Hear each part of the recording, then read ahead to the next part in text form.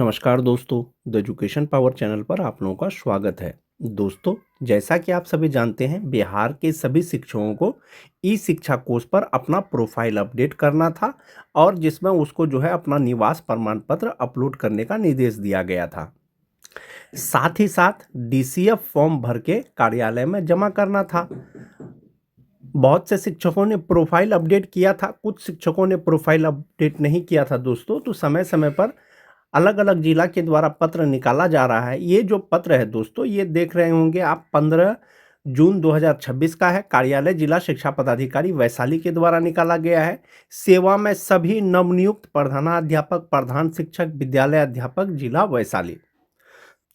ये जो पत्र प्रेषित किया गया है दोस्तों, जो भी नवनियुक्त प्रधानाध्यापक हैं, प्रधान शिक्षक हैं या विद्यालय अध्यापक हैं, उनको लिखा गया है। विषय है कि ई शिक्षा कोष पोर्टल पर शिक्षकों के प्रोफाइल को अद्यतन करने एवं वांछित विवरणी जमा करने के संबंध में। एक तो ये हो गया कि ई शिक्षा कोष पोर्टल पर जो है प्रोफाइल को अपडेट करना है, साथ ही साथ जो वांछित विवरणी है, जो एसेंशियल जो डिटेल्स चाहिए वो जमा करना है। प्रसंग दिया है निदेशक प्राथमिक शिक्षा बिहार पटना का जो पत्रांक है 1759 दिनांक 29 मई 2026 एवं कार्यालय का पत्रांक 1009 दिनांक 1 जून 2026। महाशय, उपर्युक्त विषय के संदर्भ में अंकित करना है कि विभागीय निर्देशों के आलोक में सभी नवनियुक्त प्रधानाध्यापक, प्रधान शिक्षक, विद्यालय अध्यापक को शिक्षकों के प्रोफाइल को अद्यतन करने के बाद डीसीएफ समय प्रखंड संसाधन केंद्र में जमा करना था। यानी कि जो प्रोफाइल अपडेट तो करना ही था, साथ ही साथ जो डाटा कैप्चर फॉर्मेट है, डीसीएफ फॉर्मेट है शिक्षकों के लिए, वो प्रखंड कार्यालय में जमा करना था। परंतु समीक्षा के क्रम में पाया गया है कि 1% शिक्षकों के द्वारा भी प्रखंड संसाधन में डीसीएफ फॉर्म उपलब्ध नहीं कराया गया है, जो अत्यंत खेदजनक है तथा कार्य के प्रति घोर लापरवाही है। समीक्षा के क्रम में ये पाया गया है दोस्तों कि जो डीसीएफ फॉर्म है वो 1% से भी कम शिक्षक या बहुत ज़्यादा संख्या में जो शिक्षक हैं वो प्रखंड कार्यालय में अपना डीसीएफ फॉर्म जमा नहीं किए हैं। उक्त के आलोक में आप सभी को निर्देश दिया जाता है कि 24 घंटे के अंदर वैसे शिक्षकों को छोड़कर जो वर्तमान में राज्य से बाहर हैं, अनिवार्य रूप से अपना डीसीएफ प्रखंड संसाधन केंद्र में उपलब्ध कराना सुनिश्चित करेंगे। यह ध्यान रहे कि डीसीएफ प्राप्त होने के उपरांत ही आपके जून माह के वेतन का भुगतान किया जाएगा। आपको हर हाल में डीसीएफ फॉर्म दोस्तों प्रखंड कार्यालय में जमा करना है, तभी आपको जून महीने का जो है वेतन का भुगतान किया जाएगा। आपको ई शिक्षा कोष प्रोफाइल अपडेट करना ही है। यदि समय डीसीएफ उपलब्ध नहीं कराते हैं तो वेतन स्थगित रहने एवं अन्य किसी भी प्रकार की अनुशासनिक कार्रवाई के लिए सारी जवाबदेही आपकी स्वयं की होगी।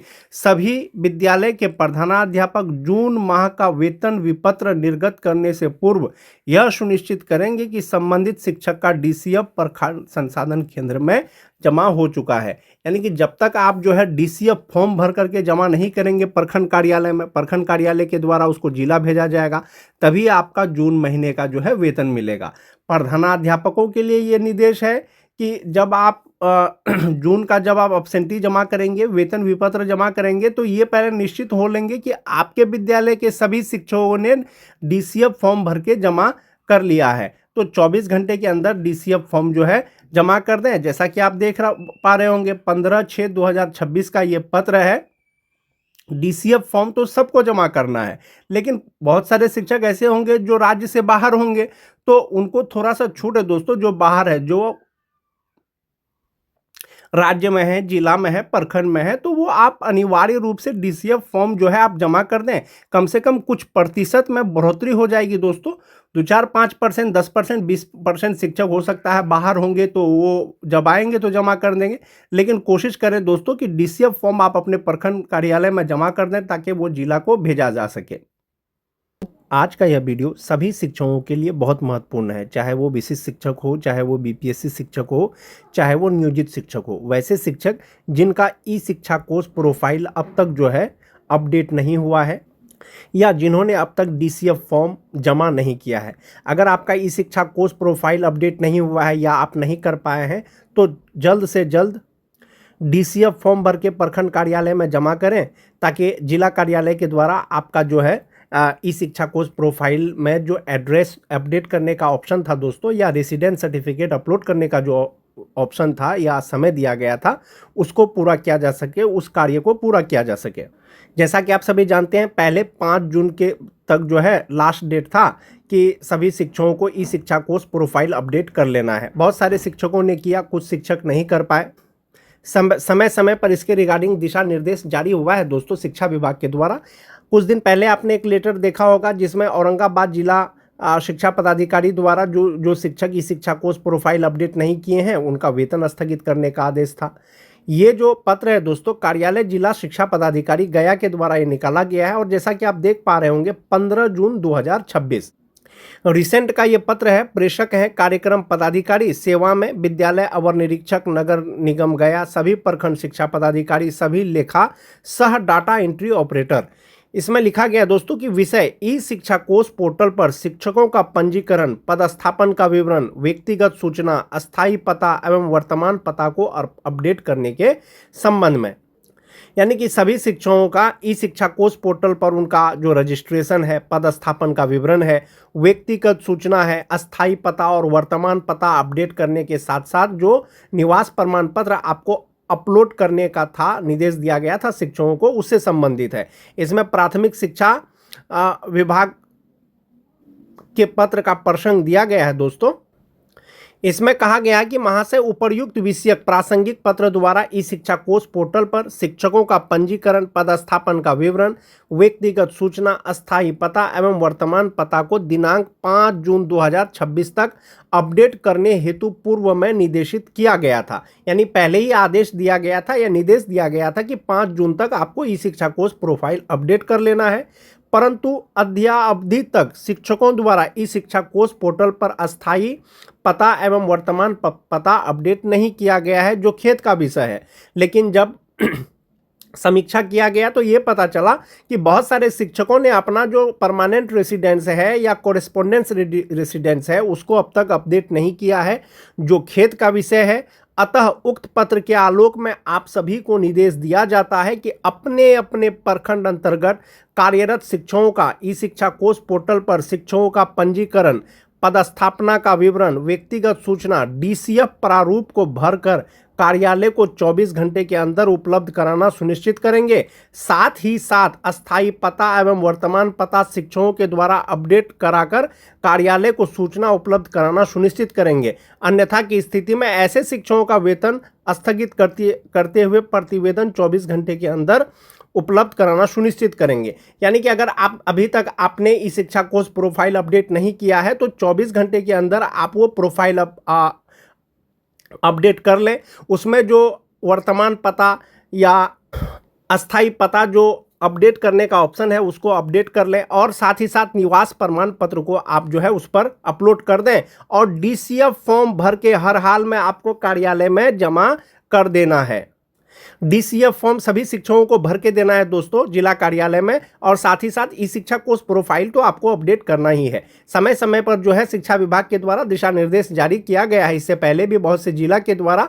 तो अब ये है कि ये जो डीसीएफ फॉर्म है किन शिक्षकों को भरना है, तो साथियों ये जो डीसीएफ फॉर्म है सभी कोटि के शिक्षकों को भरना है, चाहे वो विशिष्ट शिक्षक हो, चाहे वो बीपीएससी शिक्षक हो, चाहे वो नियोजित शिक्षक हो, सभी कोटि के शिक्षकों को डीसीएफ फॉर्म भरना है। अब डीसीएफ फॉर्म आप भरेंगे कैसे? तो डीसीएफ फॉर्म में आपको जो है बेसिक जो डिटेल्स है वो भर देना है। ई शिक्षा course DCF form, teacher ID, जिस आईडी से आप अटेंडेंस बनाते हैं वो आपको भर देना है, स्कूल का एड्रेस भर देना है, जो आपका नाम है first name, middle name, last name, ये भर देना है। जेंडर हो गया, डेट ऑफ बर्थ हो गया। सोशल कैटेगरी का मतलब हुआ दोस्तों कि आप किस कैटेगरी में आते हैं। हो सकता है कि आपका सिलेक्शन किसी दूसरे कैटेगरी में हुआ हो और आप किसी दूसरे कैटेगरी के हैं। आप जो है किस कैटेगरी में आते हैं वो आपको चुनना है। मोबाइल नंबर, आधार नंबर। उसके बाद है दोस्तों nature of appointment, regular, PRI, मतलब जो नियोजित शिक्षक हैं वो पीआरआई सिलेक्ट करेंगे, और जो विशिष्ट शिक्षक हैं या बीपीएससी टीचर हैं वो रेगुलर ये करेंगे, सिलेक्ट करेंगे। उसके बाद है type of teacher, head teacher हैं, बीपीएससी टीचर हैं, असिस्टेंट टीचर हैं, पंचायत टीचर हैं, विशिष्ट शिक्षक हैं, वो आप यहाँ पर चूज़ कर सकते हैं। उसके बाद है दोस्तों अपॉइंटमेंट सब्जेक्ट एंड क्लास। जैसे 1 to 5 है, उसमें जनरल होता है, उर्दू होता है, बांग्ला होता है, और क्लास मतलब कि आपका सब्जेक्ट कौन सा है। अगर सामान्य सब्जेक्ट है तो जनरल होगा, क्लास 1 to 5 हो जाएगा। उसी तरह से 6 to 8 का होगा, उसी तरह से 9 10 का होगा, उसी तरह से 11 12 का होगा। यानी आपको अपना सब्जेक्ट और साथ ही साथ क्लास, किस क्लास के लिए आपका नियुक्ति हुआ है वो आपको भर देना है। उसके बाद है दोस्तों date of joining in the service. बहुत सारे शिक्षक ऐसे होंगे जो नियोजित शिक्षक हैं, जो 2003-5 के शिक्षक हैं, तो आपका फर्स्ट ज्वाइनिंग इसमें भरना है। फर्स्ट ज्वाइनिंग बहुत सारे शिक्षकों का दोस्तों 2003 में होगा, 2004 में होगा, लेकिन जब आप ई शिक्षा कोर्स प्रोफाइल ओपन करेंगे जो 2003-5 के शिक्षक हैं, वहाँ पर उनका जो दिखेगा डेट ऑफ ज्वाइनिंग 1/7/2006 दिखेगा। तो 1/7/2006 जो आपका दिखेगा ई शिक्षा कोर्स प्रोफाइल में, तो आपको वही वाला इसमें date of joining in service डालना है। डेट ऑफ फर्स्ट ज्वाइनिंग जिला मतलब फर्स्ट डिस्ट्रिक्ट कौन सा था आपका, बहुत सारे शिक्षकों का ट्रांसफ़र हो गया है तो पहला जिला जो पोस्टिंग था वो आपको दे देना है। प्रखंड का नाम सीआरसी, स्कूल का नाम UDISE, appointment level 1 to 5, 6 to 8, 9 10 11 12 जो आपका लेवल है वो सिलेक्ट कर लीजिए। Appointing authority department of education, जो रेगुलर शिक्षक हैं वो डिपार्टमेंट ऑफ एजुकेशन होंगे। जो पंचायत शिक्षक हैं, नियोजित शिक्षक है तो पंचायत नियोजन, प्रखंड शिक्षक है तो प्रखंड नियोजन, इस तरह से होगा। उसके बाद अगर आप एक ही स्कूल में है तो दोनों जगह आपका डेट ऑफ ज्वाइनिंग सेम होगा। अगर ट्रांसफ़र होकर के कोई नए जगह में आए हैं तो यहाँ पर है date of joining in current school, वो आपको दे देना है। उसके बाद है दोस्तों personal details, PAN number, father's name, mother's name, marital status, अगर आप मैरिड हैं तो वहाँ पर सेलेक्ट करके उसके बाद जो है यहाँ पर आपका एक चीज़ आता है कि अपॉइंटमेंट कैटेगरी। आपकी अपॉइंटमेंट जो है, आपकी नियुक्ति किस कैटेगरी में हुआ है, जनरल में हुआ है, ओबीसी में हुआ है, बीसी में हुआ है, ईबीसी में हुआ है। आपका जो सिलेक्शन जो कैटेगरी में हुआ है वो आपको चूज़ कर लेना है। जो आपको प्रोफाइल अद्यतन करने का निर्देश दिया गया है दोस्तों, वो यही निर्देश दिया गया है कि address details, permanent address, current address. आपका जो परमानेंट एड्रेस है वो आप इस पर फिल कर दीजिए। यहाँ पर हाउस नंबर है, नेम है, या हाउस नंबर कुछ है तो दे दीजिए, अन्यथा वार्ड नंबर दे दीजिए। स्ट्रीट हो गया, विलेज हो गया, पंचायत पोस्ट ऑफिस हो गया। करेंट एड्रेस अगर आपका कोई दूसरा है तो वो भर दीजिए। उसके बाद है दोस्तों कि ब्लॉक हो गया, डिस्ट्रिक्ट हो गया, पिन नंबर हो गया। जो मोस्ट इंपॉर्टेंट चीज़ है दोस्तों ये वाला पार्ट में, वो ये है कि आवासीय प्रमाण पत्र विवरण, domicile certificate submitted at the type of appointment. जब आपकी नियुक्ति हुई थी, क्या उस समय आपने डोमिसाइल सर्टिफिकेट दिया था? यस, तो उसका नंबर लिखें। तो बहुत सारे शिक्षक ऐसे होंगे दोस्तों जिस समय उनका नियुक्ति हुआ था तो उस समय उन्होंने आवासीय प्रमाण पत्र नहीं दिया था, बहुत लोगों ने दिया भी था। तो बहुत सारे शिक्षक ऐसे हैं जो आवासीय प्रमाण पत्र उस समय दिए थे लेकिन अभी वो खोज रहे हैं तो उनको नहीं मिल रहा है। तो अब उनको समझ में नहीं आ रहा है कि इसमें यस चुने या नो चुने। दोस्तों जो डोमिसाइल सर्टिफिकेट अभी आप ई शिक्षा कोर्स प्रोफाइल में अपलोड कर रहे हैं, आप जो है डीसीएफ फॉर्म के साथ वही लगा करके दे दीजिए। क्योंकि आपके पास तो है नहीं तो आपको तो कुछ ना कुछ तो अपलोड करना ही है। तो जो आपके पास डाटा है वो आप फिलहाल दे दीजिए। अगर ऐसा कुछ होगा तो विभाग के द्वारा आपको बाद में दिशा निर्देश दिया जाएगा इसके रिगार्डिंग। उसके बाद जो है बेसिक ये डिटेल्स हो गया, सैलरी से संबंधित हो गया, ये सारा डाटा भर करके जो है आपको जमा करना है। उसके बाद है दोस्तों सर्विस डिस्ट्रैक्शन हिस्ट्री। ये आपका जो सेवा में स्थानांतरण या जितने स्कूल में अभी तक आपने कार्य किया है, ट्रांसफ़र होने से पहले, ट्रांसफ़र होने के बाद, वो डाटा इसमें भरना है। उसके बाद है दोस्तों educational qualification.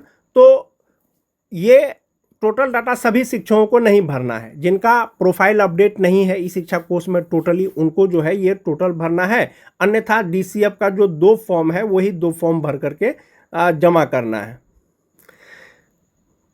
Appointment based on the teacher eligibility test. क्या आपका जो अपॉइंटमेंट हुआ है वो टीटी बेस्ड हुआ है? यदि हाँ तो सीटेट, एस्टेट, टेट, उसका रोल नंबर, पासिंग ईयर हो गया। उसके बाद है कि बहुत सारे शिक्षक दोस्तों बीआरपी रहे हैं, सीआरसीसी रहे हैं। अगर रहे हैं तो वर्क कर दीजिए, नहीं तो नहीं कर दीजिए। लैंग्वेज है दोस्तों, 3 लैंग्वेज का ऑप्शन है। आप अगर लैंग्वेज जानते हैं, उर्दू, बांग्ला, इंग्लिश जो भी जानते हैं, आप वो सारा लैंग्वेज यहाँ पर सेलेक्ट कर दीजिए, लैंग्वेज भर दीजिए। यहाँ पर एक फ़ोटो चिपका करके आपको साइन कर देना है। जो डीसीएफ फॉर्म है दोस्तों, इसमें मोस्ट इंपॉर्टेंट चीज़ यही है कि आपको सारा बेसिक डिटेल्स भर देना है। उसके बाद ये वाला जो कॉलम है कि domicile certificate at the time of appointment, अगर दिए हैं तो यस या नो जो भरना है आप भर दीजिए। साथ ही साथ में डोमिसाइल सर्टिफिकेट नंबर, साथ ही साथ में डोमिसाइल सर्टिफिकेट आपको जेरोक्स लगाना है। तो जैसा कि मैंने आपको पहले ही बताया कि बहुत सारे शिक्षक ऐसे होंगे जिनकी नियुक्ति बहुत पहले हुई है, उस समय जो आवासीय प्रमाण पत्र वो दिए थे, अभी उनको अब नहीं मिल रहा है।